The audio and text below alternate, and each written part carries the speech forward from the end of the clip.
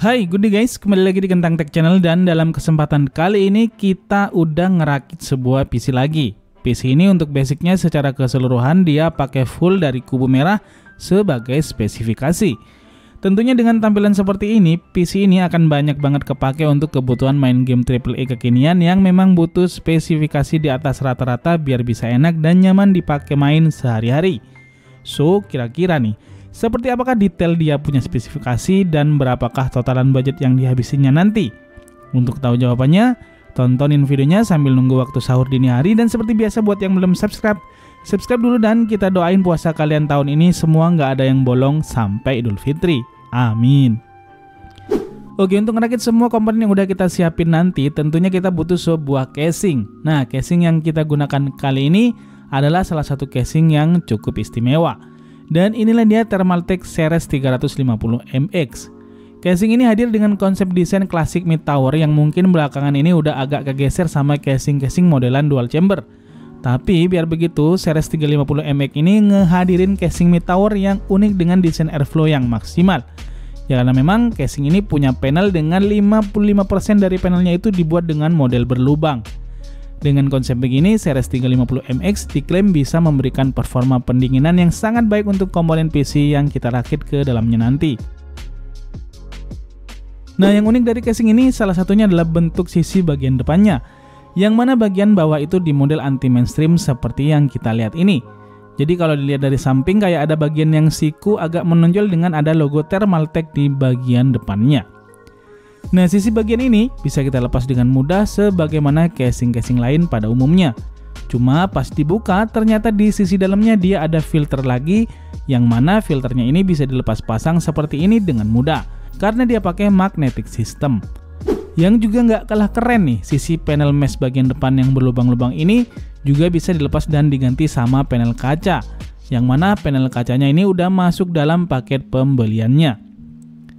Casing Ceres 350MX ini sebagai sebuah casing mid tower, dia support motherboard hingga ukuran maksimal ATX. Selain itu, casing ini juga support dengan motherboard BTF yang punya konektor tersembunyi di bagian belakang. Side panelnya udah kelihatan banget dia tempered glass, yang cara bukanya juga gampang banget pakai dua baut pengunci di sisi bagian belakang. Terus di bagian tempat PSU-nya dia dibuat model lubang-lubang mesh juga, kemudian sisi ini bisa kita buka juga seperti ini. Nah, pada paket pembeliannya kita udah dikasih satu buah fan 14 cm non-RGB di sisi bagian belakang, sedangkan di sisi bagian depan ada dua buah fan 14 cm juga yang udah ARGB. Kedua fan ini bisa kita sinkronkan dengan mobo-mobo yang punya fitur RGB Synchronize. Terus untuk urusan finishing bagian dalam, ini juga udah solid banget lah pokoknya, khas casing-casing Thermaltake tentunya. Terus untuk urusan liquid cooling, kita bisa pasangin cooling dengan radiator ukuran 360 mm di sisi bagian depan dan atau yang ukuran 280 mm di sisi bagian atas. Nah, ngomongin sisi bagian atas, sisi mesh di bagian atas ini kita bisa copot pasang seperti ini. Selain itu, ini bikin gampang kita untuk ngebersihinnya. Dengan konsep begini kita juga lebih mudah pas ngerakit komponen PC khususnya pendinginnya nanti. Sekarang kita ke sisi bagian belakang nih.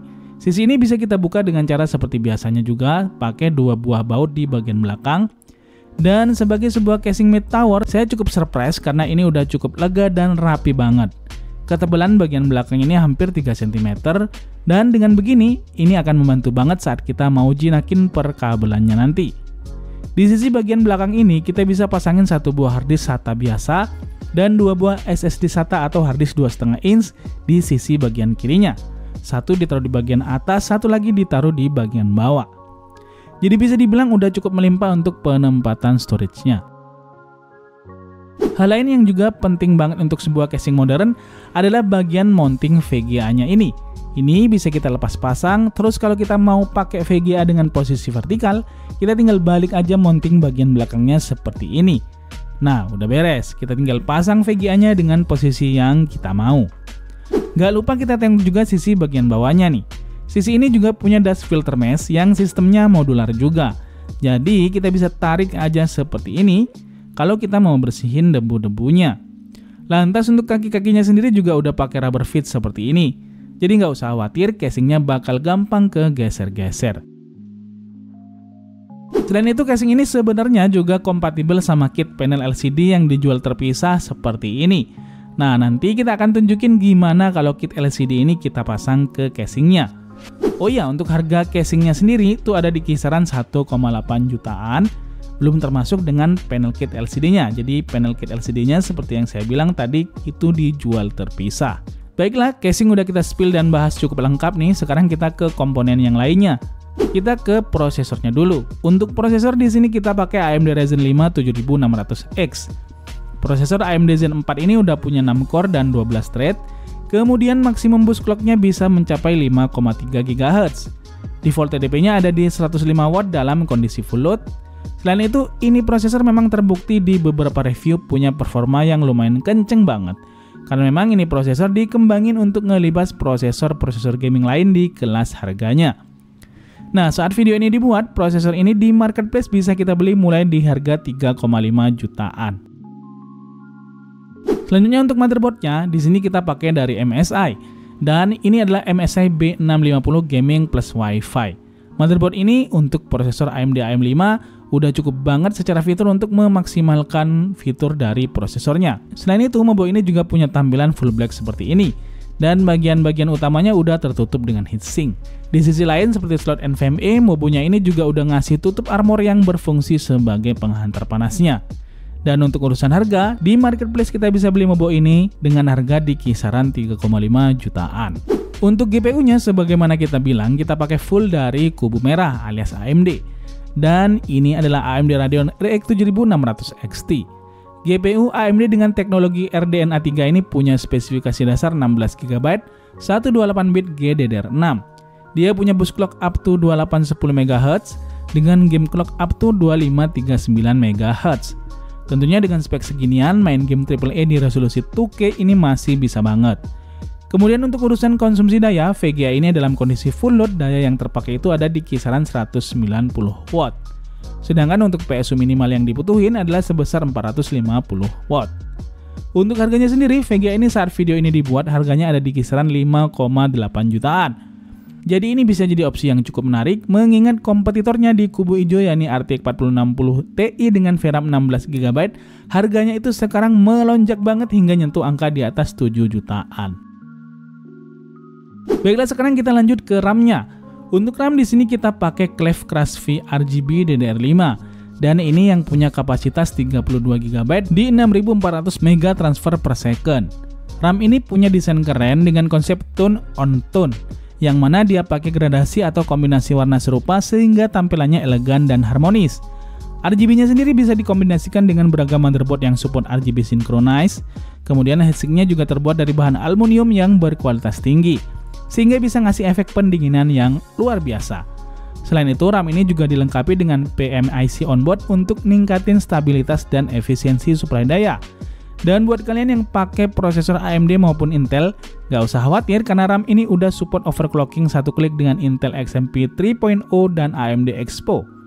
Untuk harganya sendiri, RAM ini bisa kita beli di kisaran harga 2 jutaan. Kemudian untuk storage-nya sendiri, di sini kita pakai SSD dari Team Group dengan seri G50. NVMe ini udah ada di Gen 4 walaupun memang bukan yang paling kenceng di kelasnya. Tapi untuk kebutuhan gaming dan produktivitas sepertinya udah cukup banget. Harganya sendiri ada di kisaran 1 jutaan. Cukup murah lah ya. Selanjutnya untuk power supply-nya di sini kita pakai dari Thermaltake juga. Dan ini adalah PSU Thermaltake Smart BX3 650 watt. PSU ini udah bersertifikasi 80 plus bronze dan harganya sendiri ada di kisaran 950 ribuan. Kemudian untuk pendinginnya kita pakai IO liquid cooler dari Thermaltake juga. Dan ini adalah Thermaltake TH240V2E RGB. Liquid cooler ini punya harga di kisaran 1,3 jutaan dengan garansi resmi 2 tahun. Oke, sekarang langsung aja kita mulai spill gimana proses perakitan PC kita kali ini.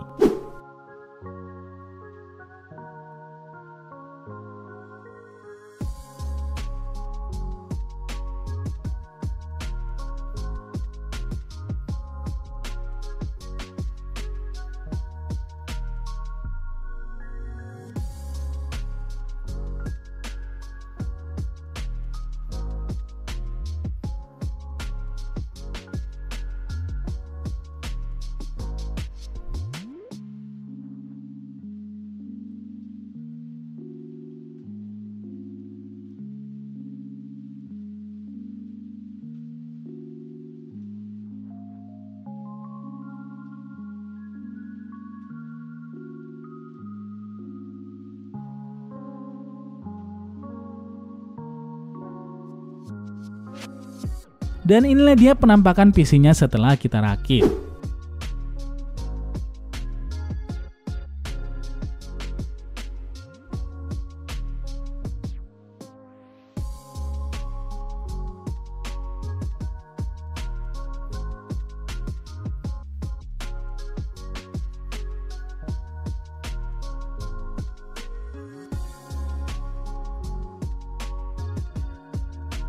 Oh iya, seperti yang kita bilang, casing Ceres 350MX ini dia bisa kita pasangin LCD kit di sisi bagian bawahnya. Dan untuk penampakan rakitan PC-nya saat kita pasangin LCD kitnya adalah seperti ini.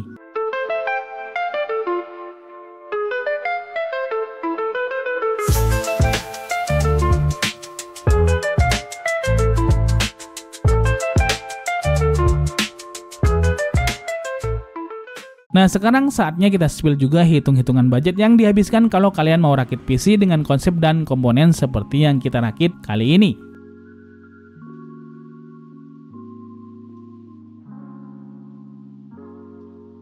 Jadi total rakitan kita kali ini adalah senilai Rp19.519.000 dan bila menggunakan LCD kit jadinya Rp20.589.000. Oke, sekarang kita ke pengujian gamingnya.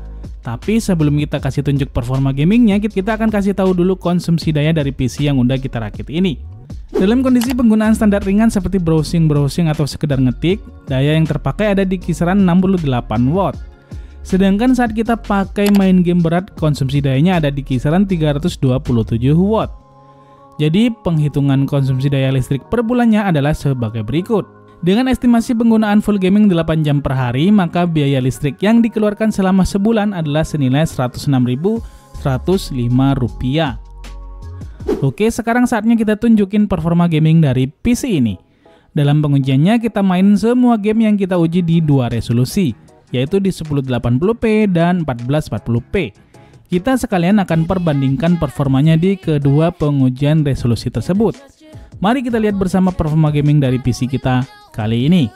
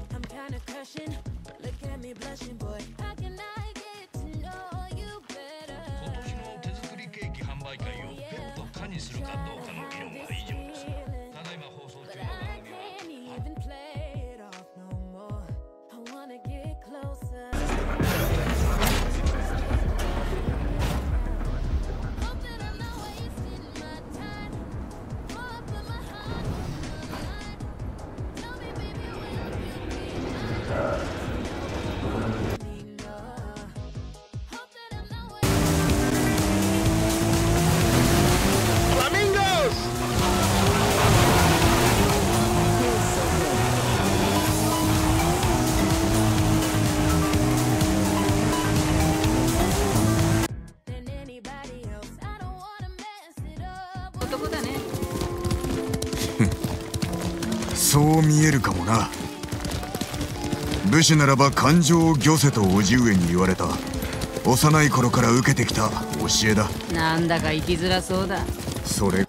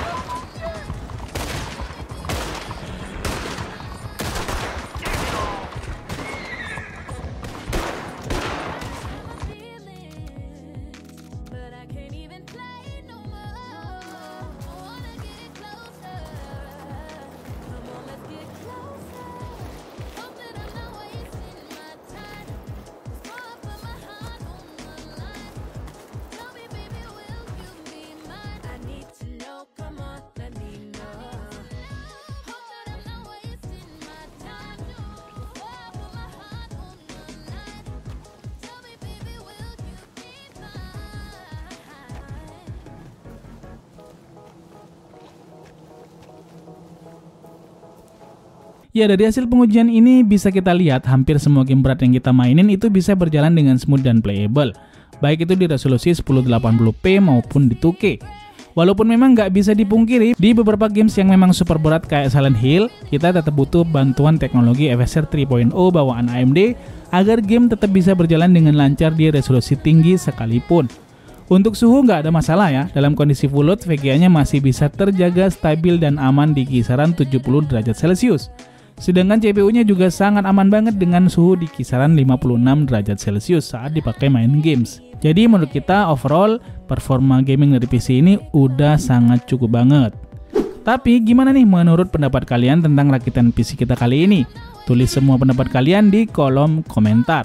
Sekian video kita kali ini, semoga bermanfaat dan menambah hasanah wawasan kalian tentang rakitan PC. Terima kasih udah nontonin video ini sampai habis. See you in the next video, adios dan jangan lupa semangat setiap hari.